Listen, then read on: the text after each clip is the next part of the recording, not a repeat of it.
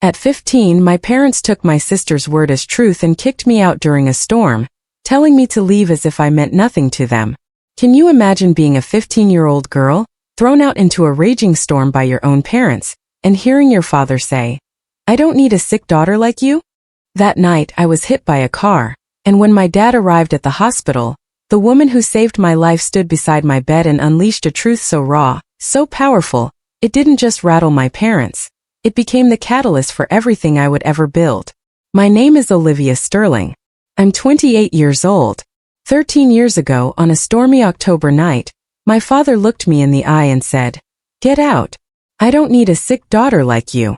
I was 15, soaking wet with nowhere to go. The reason? My younger sister told a lie. A calculated, deliberate lie that my parents believed without question. And just like that, I was erased. 3 hours later, police called them to the hospital. I'd been hit by a car. When Dad walked into that hospital room and saw who was sitting by my bed, his hands wouldn't stop shaking. You can't be here. How did you?" The woman sitting there was Dr. Eleanor Smith, one of the most respected professors in the state. She'd found me on the side of the road and saved my life. That night changed everything. Last month, I stood on stage at my sister's graduation ceremony as the keynote speaker. My parents had no idea I was coming. I learned early that in our house, Madison's tears were louder than my achievements. When I was 11, I won first place at the regional science fair. My project on water filtration systems beat out 40 other students. I was so proud. I ran home with the blue ribbon clutched in my hand, burst through the door and found Mom in the kitchen. "I won!" I shouted. She smiled, hugged me. "That's wonderful, sweetheart." Then Madison walked in from dance practice, 8 years old, face red, tears streaming. I messed up my pirouette. Everyone laughed at me. Mom's arms left me. She knelt down, pulled Madison close. "Oh baby, it's okay. You'll do better next time." I stood there holding my ribbon. Nobody asked to see it. That was the pattern. Madison needed more attention. Madison was sensitive. Madison required careful handling. I learned to celebrate quietly, to need less, to take up less space. By the time I was 14, I'd stopped showing them my report cards. Straight A's didn't compete with Madison's B- drama. When I got accepted into the prestigious summer science camp, I was thrilled. Full scholarship, 2 weeks studying environmental science with actual researchers. Dad looked up from his phone. "That's nice, Olivia." Madison burst into tears. "Why does she get to go away? That's not fair." Mom squeezed Madison's shoulder. "Olivia, maybe you could skip it this year. Your sister needs." "I need you here." Madison finished. I didn't go to the camp. They said it was about family unity, about being understanding, about being the bigger person. I learned to be small, quiet, undemanding. But the breaking point was coming.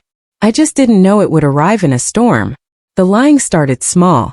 Madison, 12 years old now, would borrow my things without asking. When I'd mention it gently, always gently, she'd deny it. "I never touched your sweater," even when it was literally on her bed. Mom would sigh. "Olivia, don't start fights." Then money went missing from Mom's wallet. $50. Madison said she saw me near Mom's purse that morning. I hadn't been. I'd left for school early. Dad called me into his study. "Did you take money from your mother?" "No, I didn't." "Madison says you did." Madison's lying. His jaw tightened. "Don't accuse your sister." "But I didn't." "Enough." His voice cut through mine. "I'm disappointed in you, Olivia. I thought you were better than this." I lost my phone for a month. And the science camp opportunity I'd been promised for the following summer? Gone. "We can't trust you with independence right now," Mom said. Madison watched from the stairs. When our parents weren't looking, she smiled. That stolen $50 was just a test run. Madison was learning she could get away with anything. The pattern escalated. A broken vase? My fault. A failed test Madison didn't study for? I should have helped her more. A rumor at school about Madison cheating on a quiz? I must have started it. I stopped defending myself. What was the point? They believed her tears over my truth every single time. By 15, I felt like a ghost in my own house. Present but invisible there unless they needed someone to blame. I started spending more time at the library, at school, anywhere but home. I told myself I just needed to survive until college. 2 more years. I could make it 2 more years. I was wrong. October junior year. Everything felt heavy that week. There was a boy at school named Jake. He was in my AP chemistry class. Nice guy, terrible at balancing equations. He'd asked me for help a few times, and I'd stayed after class to explain stoichiometry. That was it. Just homework help. Madison had a crush on him. Massive obsessive crush. She'd walk past my classroom just to see him. She'd practiced writing Madison Sterling Walker in her diary. I'd seen it once when I went to return her borrowed pen. On Tuesday, Jake caught me at my locker. "Hey, thanks for the help yesterday. You really saved me." I smiled. "No problem. Maybe we could study together sometime for the midterm?" "Sure. Library works." "Cool." He walked away.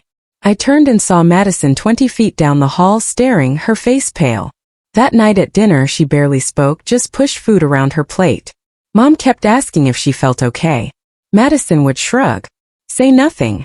I should have known silence from her was more dangerous than her tears. On Thursday, I had a visiting lecturer in my biology class, Dr. Eleanor Smith from the State University. She was talking about educational equity research. I stayed after to ask questions. She seemed impressed. "You have a curious mind," she said, handing me her card. "Don't let anyone dim that light." I smiled, thanked her, had no idea she would save my life. A week later, that Friday, the storm warning started. Big one coming. Everyone was preparing, stocking up, battening down. Madison still wasn't talking to me. Wouldn't even look at me. I remember thinking, at least I'll have the weekend to catch up on homework in peace. I had no idea what she was planning. Friday night, the rain started around 6 o'clock. We ate dinner in near silence. The weather alert kept buzzing on Dad's phone. Wind advisories, flood warnings. Everyone was tense. Madison picked at her pasta. I could feel her watching me. When I glanced up, she'd look away. After dinner, I went to my room, started my English homework. Outside, the wind was picking up. Rain hammering the windows. The kind of storm where you're grateful to be inside. Around 8 o'clock, I heard crying downstairs. Madison, loud, heaving sobs. I froze, put down my pen, listened. Mom's voice, soothing. "Sweetheart, what's wrong? Talk to me." More crying. I waited. Maybe she'd twisted her ankle. Maybe she'd failed another test. Maybe Olivia. Dad's voice, sharp, angry. "Get down here now." My stomach dropped. I walked downstairs slowly. Each step felt heavy. Madison was on the couch, face buried in Mom's shoulder. Mom was stroking her hair. Dad stood by the fireplace, arms crossed, face red. "What's going on?" I asked. Madison looked up, eyes swollen, tears streaming. She looked at me, and for just a second, less than a second, I saw something else behind those tears, something cold. Then it was gone. "Tell her what you told us," Dad said. His voice was ice. Madison's lip trembled. "Why do you hate me so much?" "What?" I stepped closer. "I don't hate you." "Then why?" she hiccuped, sobbed. "Why have you been spreading rumors about me at school?" My mind went blank. What rumors? About me and Jake? About me cheating on that quiz? About me being a liar? The floor tilted. "Madison, I never." "Don't lie to her," Mom said quietly. "Just don't." I didn't know what she was talking about, but I was about to find out, and it would cost me everything. "I didn't spread any rumors," I said. My voice shook. "I don't know what you're talking about." Madison pulled out her phone, hands trembling. "Then explain this." She showed Mom a screenshot. Some group chat messages I'd supposedly sent, vicious stuff about Madison, things I would never say. But there was my name, my profile picture. "I didn't write those," I said. "Someone's using my account." "Stop." Dad's voice cracked like thunder. "Just stop lying." "I'm not." "And Jake," Madison whispered. "You knew I liked him, but you've been flirting with him, trying to make me look stupid. He asked me for help with chemistry. That's all." "That's all." Madison's voice rose. "You've been staying after class with him, meeting him at the library. He told his friend he thinks you're pretty. We're study partners. You tried to steal him from me." Madison was standing now. And last week you pushed me on the stairs. Look. She pulled up her sleeve. A bruise on her forearm. Dark purple. I stared. I never touched you. You did, Mom. She did. I didn't want to say anything because I thought maybe she was just stressed, but Mom stood up, moved between us. Olivia, this is serious. If you hurt your sister. I didn't. Then how did she get that bruise? Dad demanded. I don't know. Maybe she did it herself. The words hung in the air.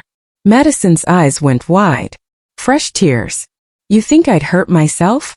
Just to frame you? Yes. I was shouting now, desperate. Yes, because you do this. You lie. You've been lying about me for years. Dad took a step toward me. Is this true, Olivia? You've been bullying your sister, making her life miserable. No. God, no. Please just listen. I've heard enough. Enough. Dad's fist slammed on the mantel. I've heard enough of your excuses. They're not excuses. Please just let me explain. There's nothing to explain. Mom's voice was quiet, disappointed. I thought we raised you better than this. Madison sobbed into her hands. The perfect picture of a victim. I looked at her, really looked at her. And for a moment she looked back, and she wasn't crying anymore. Her eyes were dry, calculating. You're lying, I said, barely a whisper. I'm not, she said. And her voice didn't shake. You are. You made all of this up, Olivia. Mom started. She's lying. I turned to Dad. Please, you have to believe me. I would never hurt her. I would never spread rumors. She's doing this because she's jealous. Because Jake doesn't like her. Because, that's it. Dad's voice went cold. Flat. I don't want to hear another word from you. You're sick. Something's wrong with you. The word hit like a slap. Sick. I'm not. You need help. Professional help. But right now, he pointed to the door. Right now, I need you out of my sight. The rain was pounding outside. Thunder shook the windows. Dad, it's storming. I don't care. Where am I supposed to go? That's not my problem. His face twisted. Get out. I don't need a sick daughter like you in this house. The words carved into me. Sick daughter. Like I was diseased, broken, wrong. I looked at Mom, begging silently. Say something. Stop him. Tell him this is insane. She turned away, kept her arm around Madison. I grabbed my jacket from the hook. My hands were shaking so hard I could barely zip it. The door slammed behind me. Through the window I could see Madison watching me leave. She wasn't crying anymore. She was smiling. The rain hit me like a wall. Cold, angry. Within seconds I was soaked through. I stood on the porch for a moment, waiting. Maybe Dad would come after me. Apologize. Say he'd overreacted. The door stayed closed. I started walking. Nowhere to go. Just away. Away from that house. Away from Madison's lies. Away from parents who believed I was sick. My phone buzzed. Low battery. 8%. I pulled it out. Tried calling my friend Sarah. No answer. Jessica. Straight to voicemail. It was Friday night. Everyone was home with their families, safe, dry. Not me. The wind whipped my hair into my face. Rain came down in sheets. I could barely see 10 feet ahead. Cars drove past, spraying water from puddles. No one stopped. I headed toward the library. Maybe I could wait out the storm there. It was closed. Dark windows, locked doors. The bus station was 2 miles away. If I could make it there, I could sit inside, stay warm, figure out what to do. I walked. Every step was heavy. My shoes were soaked through. Water squelching with each footfall. My jacket clung to my skin. I was so cold my teeth chattered. Thunder cracked overhead. Lightning split the sky. I thought about turning back, knocking on the door, begging to come home. But the look on Dad's face, the disgust, I couldn't unsee it. Sick daughter. Maybe he was right. Maybe something was wrong with me. Why else would my own family choose Madison over me every single time? The bus station was still a mile away. The rain got heavier, the wind stronger. I didn't see the headlights until it was almost too late. I was crossing at an intersection. The light was green. I'm sure it was green, but the rain was coming down so hard and the wind was howling, and I couldn't see clearly. The car came out of nowhere. Headlights bright and blinding. A horn blaring, brakes screeching. I tried to jump back, wasn't fast enough. The impact threw me sideways. I felt my body hit the hood, then the pavement hard. My head cracked against the asphalt. Pain exploded through my skull. White hot and all-consuming. I couldn't move. Couldn't breathe.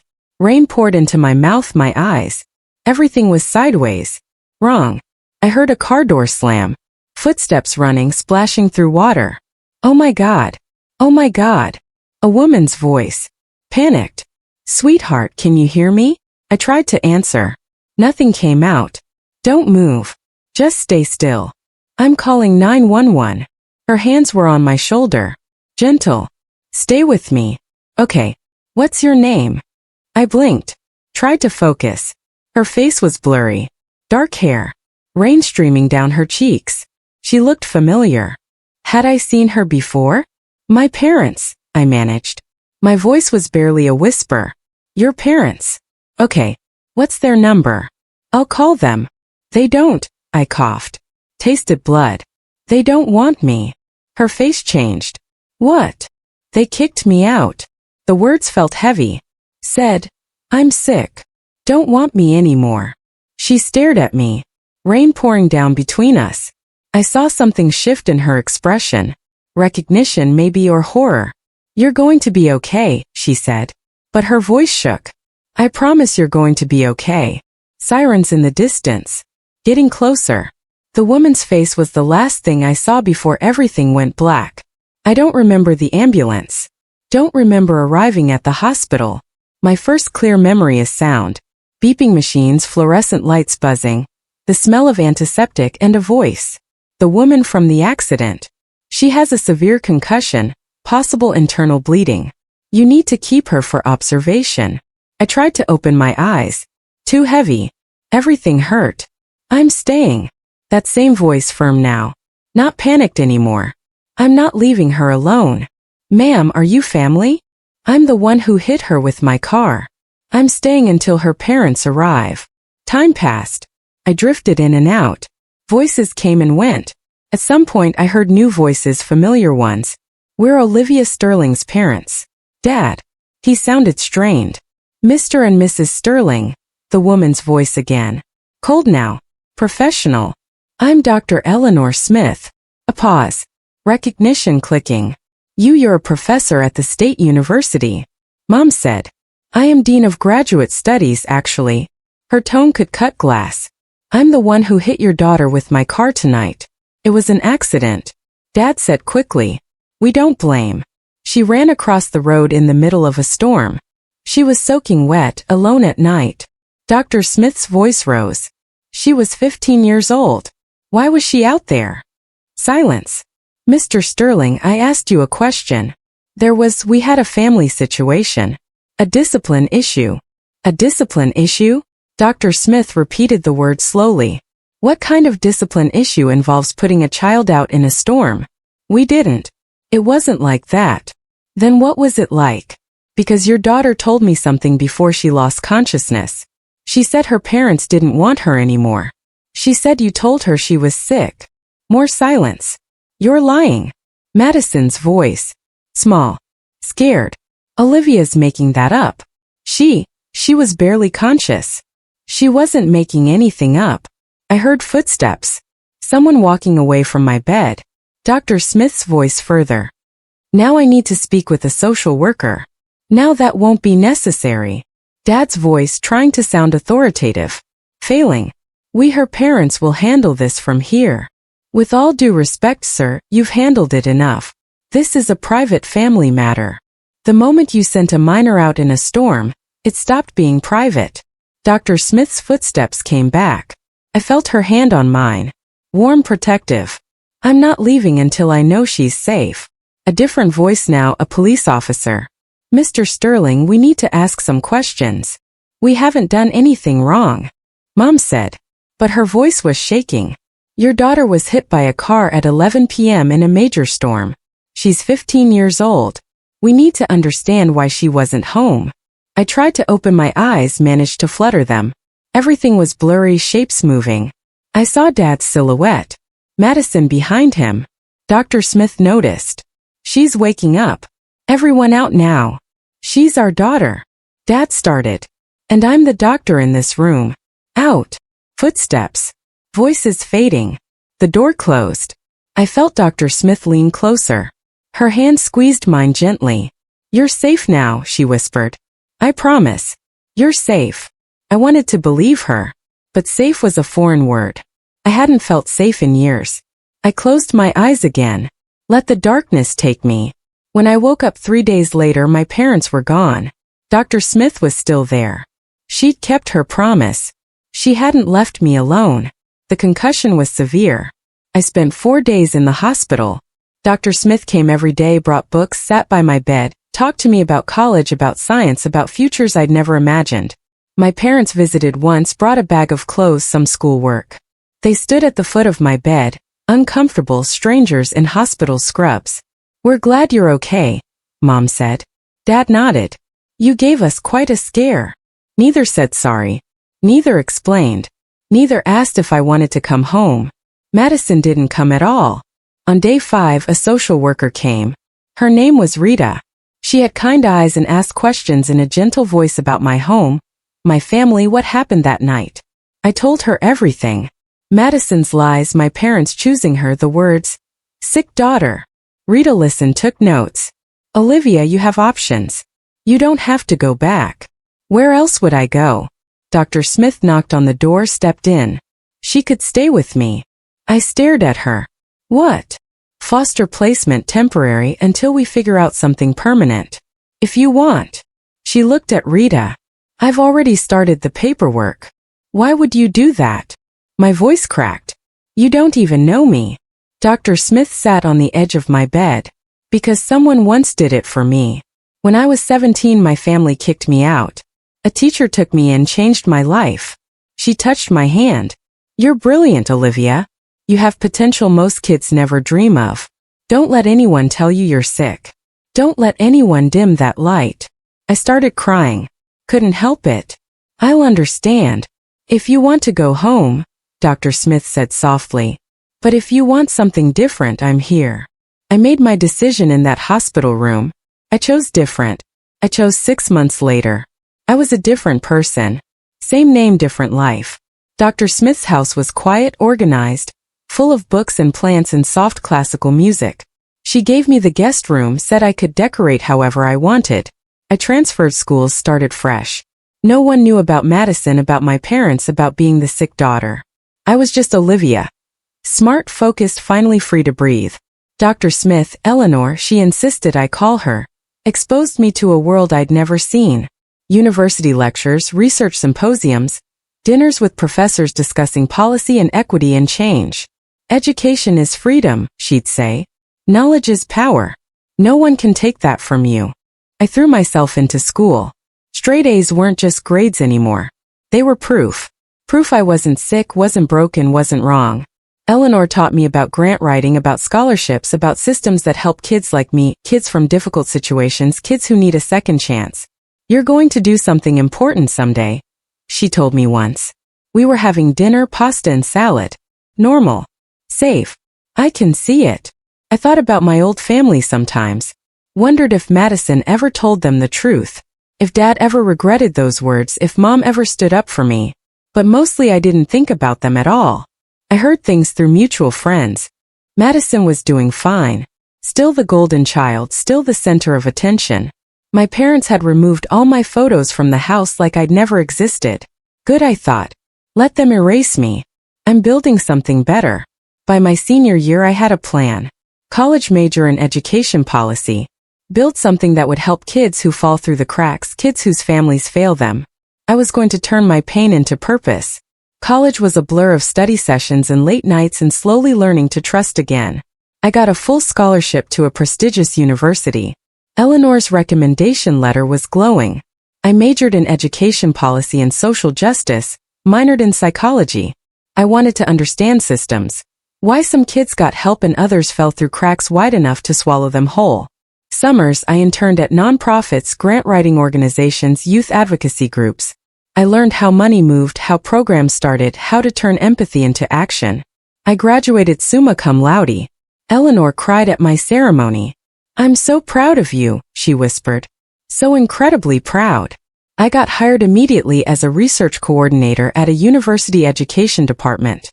Eleanor's University. Different building, professional distance, but still connected. 25. I had an idea. A scholarship program for students from difficult family situations. Kids who've been kicked out, abused, neglected, kids who needed a second chance. I called it the Second Chances Scholarship. Original, I know, but clear.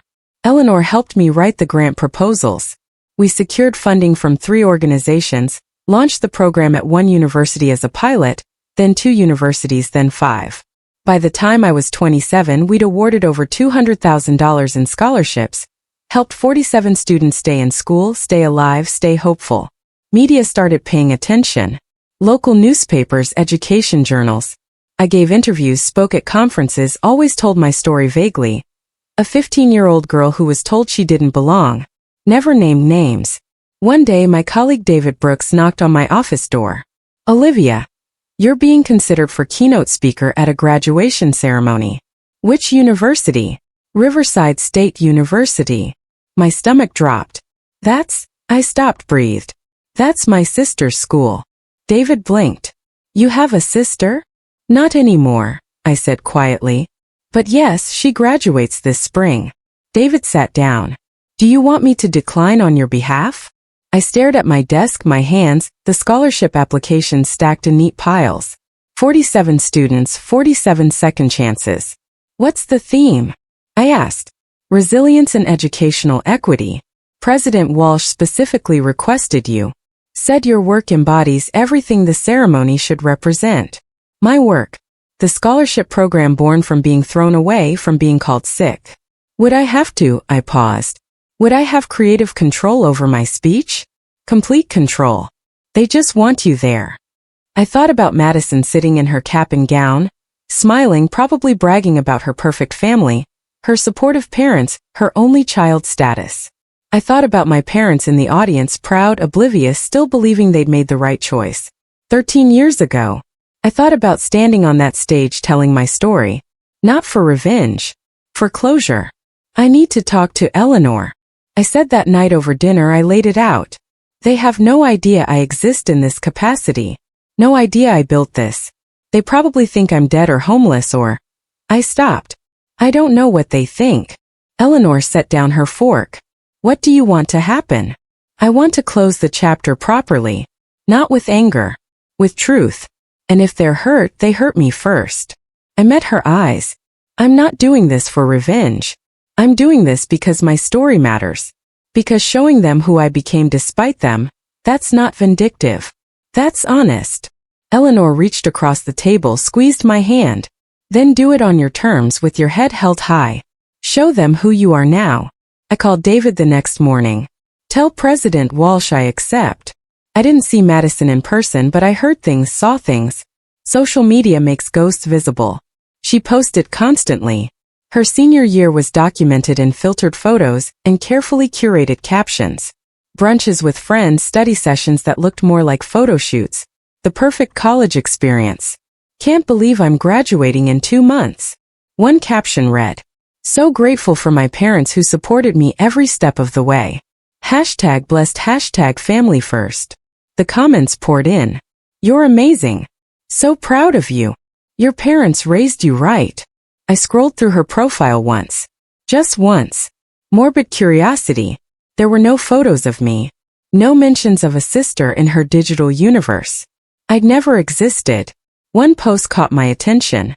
Madison at dinner with our parents. Big smiles, wine glasses raised. Celebrating my graduation with the 2 best people in the world. Love you, Mom and Dad. Dad looked older, gray at the temples. Mom looked tired, but they looked happy, proud. I closed the app. Through old acquaintances, people I'd known before the storm, I heard Madison was excited about graduation. Big ceremony. All her friends would be there. Her parents were throwing a party afterward. The keynote speaker is supposed to be really good. One friend posted in a group chat I was still accidentally part of. Some researcher who started a scholarship program. Should be inspiring. Madison had replied. Ugh, those speeches are always so boring, but whatever. It's my day. I smiled at that, took a screenshot, saved it. Not for revenge, just for proof that she had no idea. No clue what was about to happen. I wondered if she'd recognize me. 13 years was a long time. I'd changed, grown up, become someone else entirely. Guess we'd find out. I wrote my speech over 2 weeks. Drafted, revised, cut, added. Read it aloud to Eleanor a dozen times. Don't mention names, Eleanor advised. Tell the story. Let people connect the dots themselves. The speech opened with statistics. Educational inequity. Students who fall through systemic cracks. Then it shifted personal. At 15, I was told I didn't belong, that something was wrong with me, that I was too broken to keep. I practiced in front of the mirror, watched my face, stay calm, composed, professional. But someone saw potential instead of problems. Someone gave me a second chance. And that changed everything. No tears, no anger, just facts, just truth. David arranged everything. Parking, credentials, my name in the program. Olivia Sterling, director of Second Chances Scholarship Program. The night before I couldn't sleep. Lay in bed staring at the ceiling, thinking about Madison, about Dad's voice saying, "Sick daughter." About Mom turning away. Was I doing this for the right reasons? Eleanor knocked softly. Came in with tea. Sat on the edge of my bed like she had 100 times before. "Second thoughts?" she asked. "Just thoughts. You're not the girl they threw away, Olivia. You're the woman who built herself back up. Remember that tomorrow." I sipped the tea. "Chamomile honey. Will you be there?" "Front row always." Morning came too fast. I dressed carefully. Navy suit. Professional but not stuffy. Eleanor's grandmother's pearl necklace. She'd insisted I borrow it. In the mirror, I looked confident, successful. Nothing like the soaked 15-year-old who'd been told she was sick. I was ready. The campus was beautiful. Old brick buildings, manicured lawns, students in caps and gowns everywhere. Families taking photos, laughter, excitement. The air buzzed with possibility. I arrived early, met President Walsh in his office. He was warm, effusive. "Miss Sterling, we're honored to have you. Your work is extraordinary." "Thank you, sir. The students will be inspired." "I'm sure of it." David walked me to the auditorium. Backstage was controlled chaos. Faculty adjusting robes, staff checking microphones, graduates peeking through curtains at the filling seats. I looked at the program, scanned the graduate names. There, row 3. Madison Sterling, Bachelor of Arts, Communications. My heart kicked against my ribs. "You okay?" David asked. "Yes." I folded the program. "Just ready." Eleanor arrived. She wore a beautiful emerald dress. Looked proud. She hugged me tight. "You've got this." "I know." "Remember." "I know." I smiled. Head high.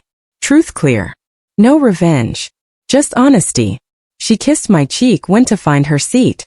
The auditorium was filling. I could hear the murmur of voices. Hundreds of people, families, friends, all here to celebrate their graduates. Somewhere out there, my parents were sitting down, probably in the middle section. Good view. Excited for Madison's big moment. They had no idea who the keynote speaker was. David had confirmed the program listed my name, but buried in small print. Most people didn't read speaker bios carefully.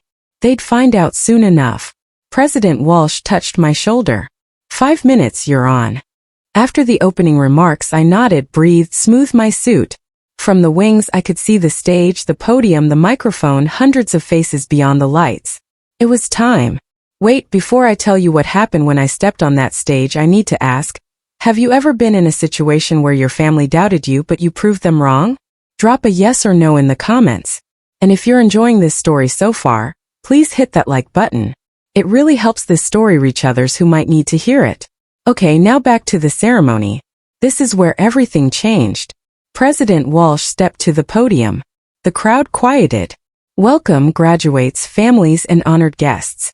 Today we celebrate achievement, resilience, and the boundless potential of our students." Applause. Cheers. Our keynote speaker embodies these values.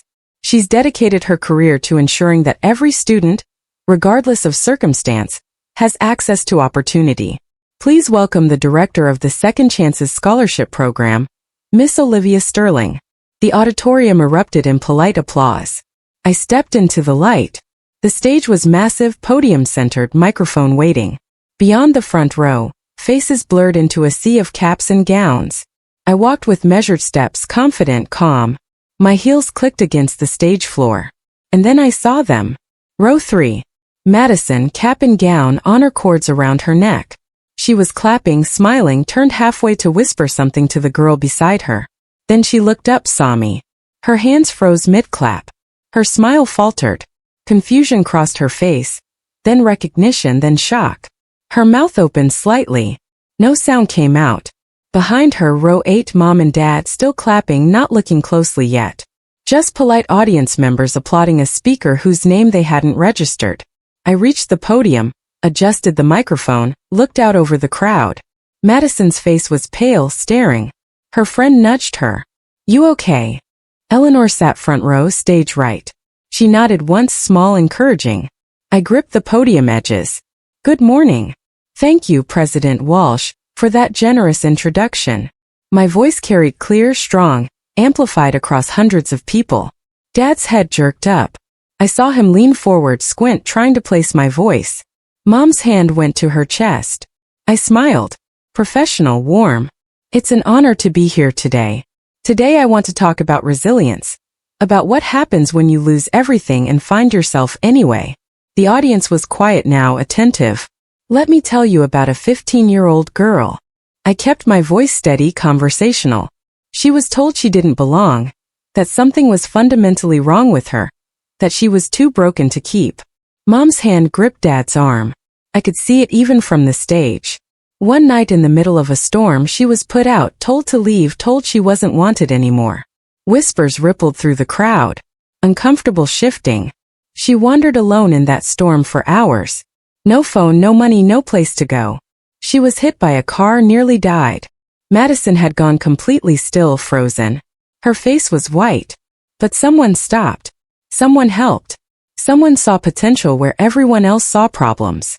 Eleanor's eyes were bright, proud. That person became her family, her mentor, her mother in every way that mattered. I paused. Let the words settle. That 15-year-old girl was me. The auditorium went silent. You could have heard a pin drop. Dad stood up halfway. Mom pulled him back down. Both of them staring, mouths open. Madison looked like she wanted to disappear through her chair. Students around her whispered, pointed. Her friends looked confused, concerned. "I'm here today because Dr. Eleanor Smith," I gestured to Eleanor, "didn't give up on me when my own family did. She taught me that rejection isn't the end. It's a beginning." More whispers spreading like wildfire. The Second Chances Scholarship was born from that experience. It exists for students who've been told they're not enough, who've been dismissed, abandoned, cast aside. I looked directly at Madison, made eye contact. Because being rejected doesn't define you. What you do afterward does. Today, that scholarship has helped 47 students. My voice stayed level, clear. Students like the girl I used to be. A woman in the back whispered loudly, "Is that really her family?" I continued, professional, unshaken. I learned something important in those years after the storm. Family isn't always biology. Sometimes it's choice. Sometimes it's the people who choose you when others walk away. Eleanor wiped her eyes, smiled at me. I learned that you don't need everyone to believe in you. You just need one person. One person who sees past the surface, past the accusations, past the lies. Madison's face crumpled. She looked down, shoulders shaking. Her friends had stopped whispering. They were staring at her now, connecting dots. And I learned. I gripped the podium. That success isn't about proving people wrong. It's about building something meaningful despite them. Dad's hands were trembling. He looked like he wanted to run, leave, escape. Mom was crying silently. Mascara running. So to the graduating class of Riverside State University, I leave you with this. Your worth is not determined by who stays. It's determined by how you grow after they leave. I paused. Let that land. You will face rejection, disappointment, people who underestimate you. That's guaranteed. I looked across the sea of graduates, young faces, hopeful. But you get to decide what happens next. You get to choose who you become. Standing ovation. Slowly at first, then building, students standing. Faculty, families. Not everyone. Dad stayed seated, pale, hands over his face. Mom stood mechanically, clapping weakly, tears streaming. Madison didn't move, sat frozen, staring at her lap. I stepped back from the podium. President Walsh was beaming. "Thank you, Miss Sterling. That was powerful." I walked off stage, back into the wings, and I breathed. The ceremony continued. President Walsh returned to the podium, started calling names. I stayed backstage, watched through the gap in the curtains. The energy had shifted. Students walked across stage to receive diplomas. But the applause was distracted, uneven. People were still processing my speech, talking, pointing, checking their phones. Madison Sterling, Bachelor of Arts Communications. Madison stood, walked to the stage. Her smile was tight, forced. Her hands shook as she accepted the diploma. The applause was thin, scattered. Some people clapped enthusiastically. Her close friends probably, but others didn't clap at all, just watched, whispered. She walked off stage quickly, disappeared into the crowd of graduates. I saw her friends huddled around her, talking urgently. Madison shaking her head, trying to explain something. Failing. Dad and Mom sat rigid, not talking, not moving, just staring straight ahead. After all the names were called, President Walsh closed the ceremony. "Congratulations to the class of 2026. Caps flew. Cheers erupted. Families rushed forward.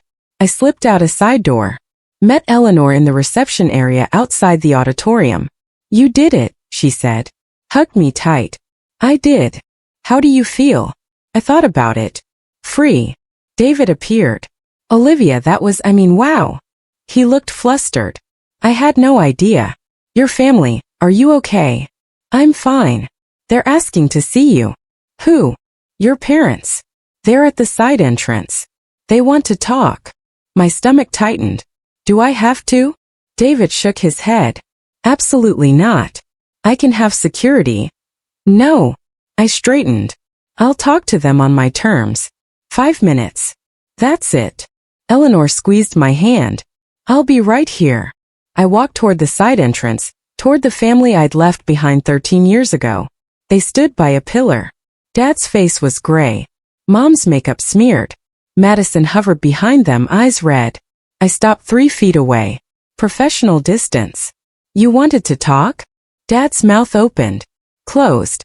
"Olivia, we didn't know you'd be here." "I'm sure you didn't." "You look," Mom's voice broke. "You look well." "I am well." Dr. Smith made sure of that. Eleanor had followed me, stood slightly behind, protective. Dad's eyes flicked to her, then away. "We owe you an apology. You owe me a lot more than that." My voice was calm, level, but an apology is a start. "We made a mistake," Mom said. "A terrible mistake. We should have listened. You should have protected me." That's what parents do. They protect their children. I kept my hands at my sides. Didn't cross my arms. Didn't close off. You chose Madison's lie over my truth. You called me sick. Threw me out in a storm. Madison flinched. Tears rolling down her face. "We were wrong," Dad said. His voice cracked. "I was wrong. I've regretted that night every day for 13 years. Good." The word hung there, sharp. "Can we talk?" Mom reached toward me. "Privately, as a family." "We're not a family." I said it gently. Not cruel, just factual. "You made that clear 13 years ago. But we can fix it." Dad said desperately. "We can. We want to fix it. Please." "There's nothing to fix. You made your choice. I made mine. We're done." "Olivia." Madison's voice. Quiet. Broken. "I'm sorry.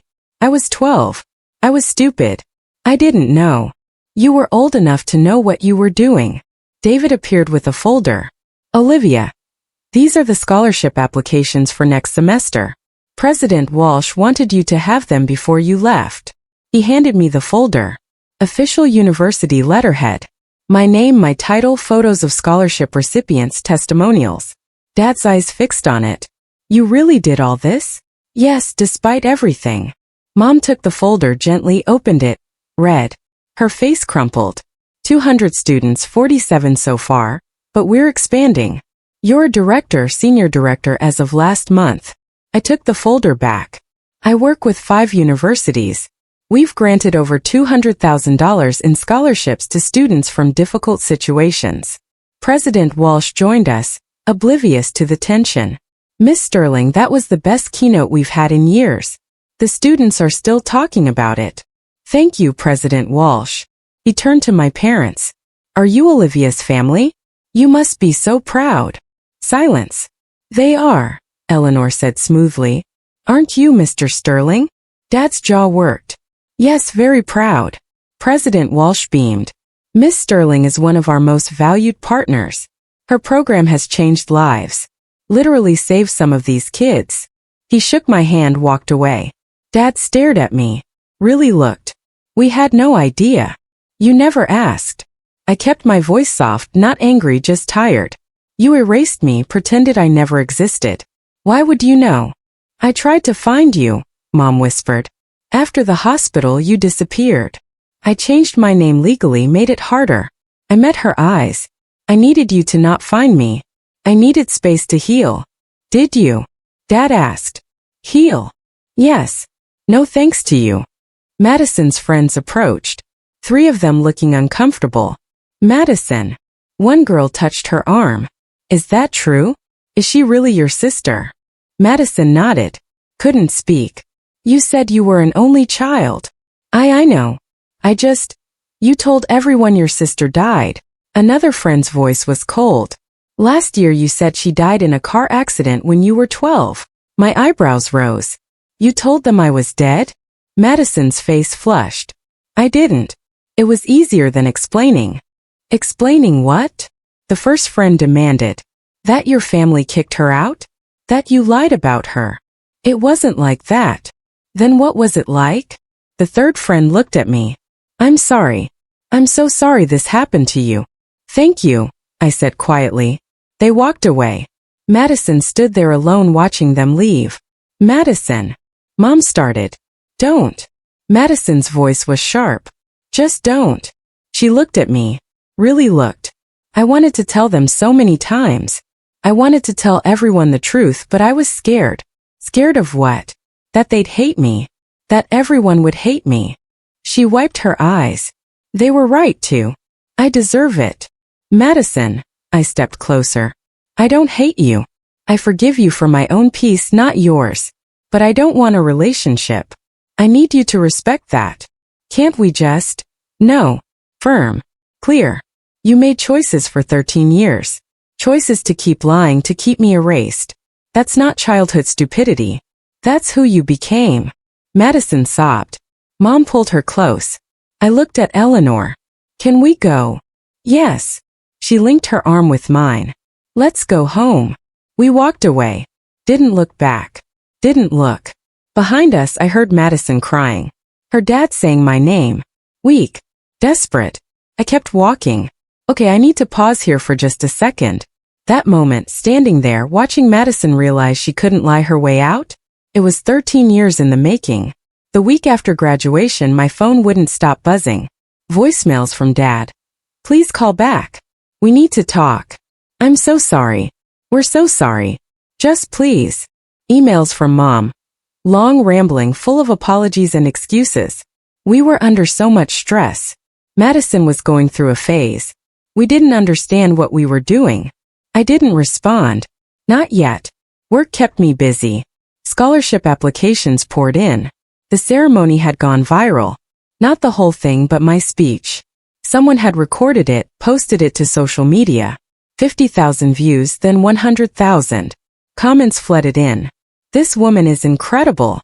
Family isn't blood. It's who shows up. I cried. This is exactly what I needed to hear. But also, anyone know if this is real? What university was this? Need to know what happened to the sister. I ignored them, focused on work. Then an email came from one of Madison's former friends. Subject line. You deserve to know. Inside screenshots, group chats, Madison's friends discussing her, distancing themselves. One message stood out. I can't believe she lied about her sister being dead.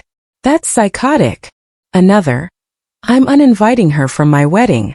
I don't want drama. Madison's carefully constructed social life was crumbling. Part of me felt bad. A small part. The larger part felt nothing, just relief. Eleanor and I had dinner. Quiet. Comfortable. How are you processing? She asked. I don't know. I feel. I paused, searched for the word. Free, like I finally put down something heavy I didn't realize I was carrying. You did well, Olivia. Handled it with grace. They want to reconcile. Do you? I thought about it. Really? Thought. No, I don't think I do. She nodded, squeezed my hand. That's okay. You're allowed to walk away. 2 weeks later, Dad showed up at my office. My assistant buzzed me. Olivia, there's a Mr. Sterling here to see you. He doesn't have an appointment, but he says he's your father. My stomach tightened. Give me 5 minutes, then send him in. I closed my laptop, straightened my desk, breathed. Dad walked in looking 10 years older. Gray hair, lines around his eyes, shoulders slumped. Thank you for seeing me, he said. I have a meeting in 20 minutes. I understand. He sat across from my desk, formal like a job interview. Olivia, I need to say this. We were wrong. I was wrong. What I did to you, what I said to you, it was unforgivable. Yes, it was. Madison told us the truth. Finally, last week she broke down, confessed everything. The lies, the manipulation, all of it. 13 years too late. I know. I know it doesn't fix anything. His hands shook. He clasped them together. But I need you to understand. We've been living with this guilt. Every day, every single day, we look at that empty room, the photos we took down, and we know we destroyed something we can never get back. You're right. You can't. Can you forgive us? I leaned back, considered. Forgiveness isn't the issue, Dad. Trust is, and that's broken, shattered. You believed Madison's lies over my truth. You called me sick. You threw me out in a storm. I know. You don't know. My voice stayed calm, quiet. You don't know what it's like to be 15 and homeless in a storm. To be told by your own father that you're too broken to love. You'll never know. Tears rolled down his face. What can I do? Tell me what I can do. Nothing. There's nothing you can do. It's too late. 3 days later, an email arrived. Subject. I'm sorry for Madison. I almost deleted it. Finger hovering over the trash icon. But curiosity won. Olivia, I know you don't want to hear from me. I know I don't deserve your attention, but I need to say this. I was jealous. So jealous of you. You were smart and capable, and people liked you without you even trying. I had to work for every bit of attention I got, and it still wasn't enough. You were always better. When Jake liked you instead of me, I snapped. I planned the whole thing. The screenshots, the bruise, everything. I knew Mom and Dad would believe me. They always did. I didn't think it would go that far. I didn't think Dad would actually throw you out. When I saw you walking into the storm, I felt sick, but I couldn't take it back. I was too scared, too proud. I've spent 13 years lying to everyone, to myself. I told people you died because it was easier than admitting what I did. I destroyed your life. I know that. And I destroyed my own too. I have no real friends now. Nobody trusts me. I lost my job offer because someone from graduation told HR about my family situation. I'm not asking for forgiveness. I don't deserve it. I'm just asking you to know. I'm sorry. I'm so sorry, Madison. I read it twice, saved it, didn't respond. 4 days later, she sent another, then another, each one more desperate, more broken. After the 5th email, I replied, short, final. Madison, I accept that you were young, but you had 13 years to correct it. You chose to keep me erased. I forgive you for my own peace, but I don't want contact. Please respect that. She stopped emailing. My speech went more viral than I'd expected. A local news station reached out, wanted to interview me about the scholarship program. I agreed, but only if we focused on the students, not my personal story. The segment aired. Local researchers' Second Chances program helps students in crisis. They interviewed 3 scholarship recipients. One girl said, "This program saved my life. Literally, I was about to drop out. Miss Sterling's team gave me hope." Applications tripled. Funding requests poured in. 3 more universities wanted to partner. Education journals called. "Would you write about your methodology?" A national conference invited me to speak. Equity in education. Closing the gap. David knocked on my office door. "You're famous now. How does it feel?" Weird. I just wanted to help some kids. You're doing more than that. You're changing systems. The State Board of Education sent a commendation, recognition for outstanding contribution to educational equity. And through it all, I saw the ripple effects. Madison's social media went quiet. No more posts. Her accounts eventually went private. Dad sent one final email. We're proud of you, even if we have no right to be. I didn't respond. Mom tried calling once. I didn't answer. Old family friends reached out on LinkedIn. Awkward messages. Heard about your work. So impressive. Maybe we could catch up. I declined politely. Meanwhile, Eleanor was accepted as a keynote speaker at a national conference. Come with me, she said. As my guest and colleague. I'd love to. We flew to Chicago, presented together, stayed in a nice hotel, talked about everything except my biological family. You've built a good life, Eleanor said over dinner. You should be proud. I am. Because of you. No. She shook her head. Because of you. I just gave you a chance. You did the rest. 1 year after Madison's graduation, my life looked completely different. The Second Chances Scholarship was now in 10 universities. We'd helped 83 students stay in school, stay alive, stay hopeful.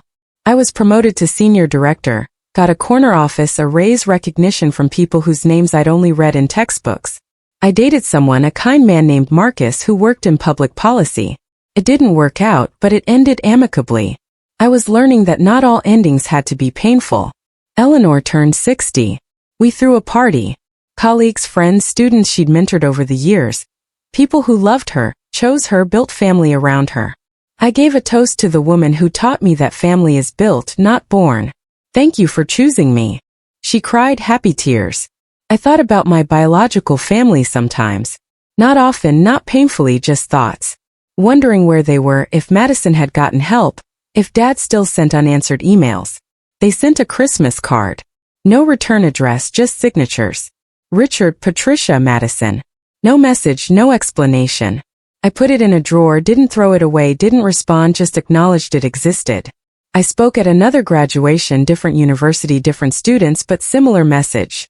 Boundaries aren't walls, they're doors you control. Afterward, a young woman approached, 20 years old, tearful. That was my story too. My family kicked me out at 16. I thought I was alone. You're not alone, I told her. You're surviving.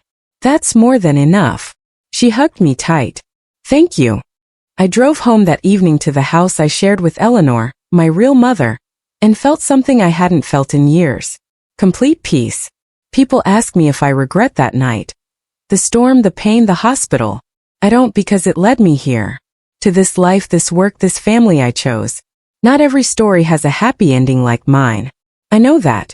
I'm lucky. Dr. Eleanor Smith found me, chose me, saved me. Not everyone gets that. But everyone gets to set boundaries. Everyone gets to decide who has access to them. You don't owe toxic people your presence. Not even if they're family.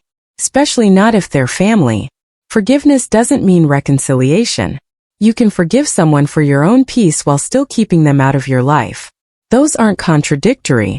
They're both necessary sometimes. I learned that blood doesn't make family. Choice does. Consistency does. Showing up does. Eleanor showed up every single day for 13 years. She earned the title Mom. My biological parents, they showed up once, failed, never tried again. That tells you everything. I learned that success isn't about proving people wrong. It's about building something meaningful despite them. The scholarship program wasn't revenge. It was purpose. It was turning my pain into something that helps others. That's the difference. Revenge seeks to hurt. Purpose seeks to heal. I learned that your worth isn't determined by who stays. It's determined by how you grow after they leave. Some people will always underestimate you, reject you, tell you you're too broken, too sick, too much, or not enough. That's their limitation, not yours. You get to decide what happens next. You get to choose who you become. I chose to become someone who helps kids like me. Kids who need a second chance. Kids who deserve to know they're worth saving. That's my legacy. Not the family that threw me away, but the family I built afterward. So that's my story. The storm that almost destroyed me became the catalyst for everything I built. I'm 28 now, same age as when I started telling you this, but I feel older, wiser, whole. My parents' names are still in my phone. I haven't deleted them, but I haven't called either. They exist in my past, not my present, and definitely not my future. Madison sends me a message every few months. Short, apologetic. Thinking of you. Hope you're well. I read them, don't respond. Maybe someday I will, maybe not. Either way is okay. Dr. Eleanor Smith is mom now. Not Dr. Smith, just mom.